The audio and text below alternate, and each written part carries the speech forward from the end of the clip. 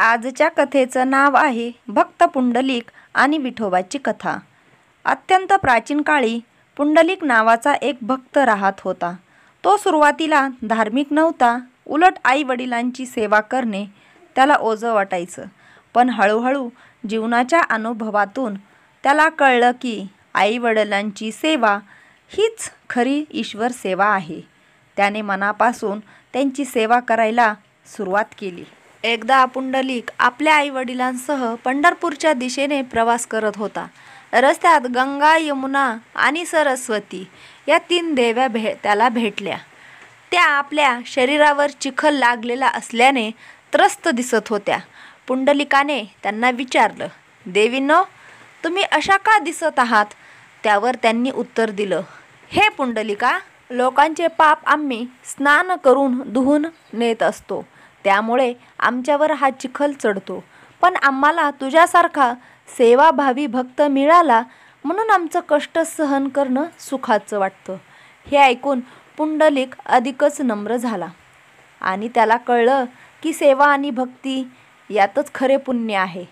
भगवान विठ्ठलाचा आगमन पुंडलिक आई वडिलांची सेवा करण्यात गुंतलेला असताना त्याच्या अत्यंत शुद्ध भक्तीमुळे भगवान श्रीकृष्ण स्वतः द्वारकेतून पंढरपूरला येऊन त्याच्या दारात उभे राहिले। भगवान आले तेव्हा पुंडलिक आई वडिलांची सेवा करत होता। देव पाहून त्याचा आनंद गगनात मावेनासा झाला। पण त्याला वाटलं, आई वडिलांची सेवा हाच माझा धर्म आहे आणि देवाला भेटायला त्यांना सोडून धावणे योग्य नाही।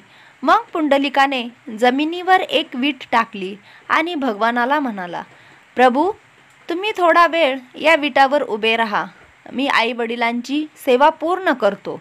भगवानाला आपल्या भक्ताची भावना एवढी आवडली की ते त्या विटावर उभे राहिले।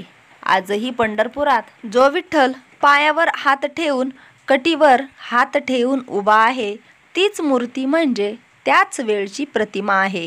विठोबाची वचनबद्धता, पुंडलिकाची भक्ती पाहून श्रीकृष्ण इतके प्रसन्न झाले की म्हणाले, हे पुंडलिका, तुझ्या भक्तीमुळे मी इथेच सदैव उभा राहीन। जो कोणी माझ्या या रूपाची भक्तिभावाने पूजा करेल त्याचे जीवन धन्य करीन। त्या दिवसापासून पंढरपूर येथे पांडुरंग विठोबा आपल्या भक्तासाठी उभे आहेत। तुम्हाला ही पौराणिक कथा कशी वाटली ते कमेंट करून नक्की सांगा आणि व्हिडिओ आवडल्यास रेणुका व्हॉइस चॅनलला सबस्क्राईब करा आणि व्हिडिओला लाईक आणि शेअर करायला विसरू नका। धन्यवाद।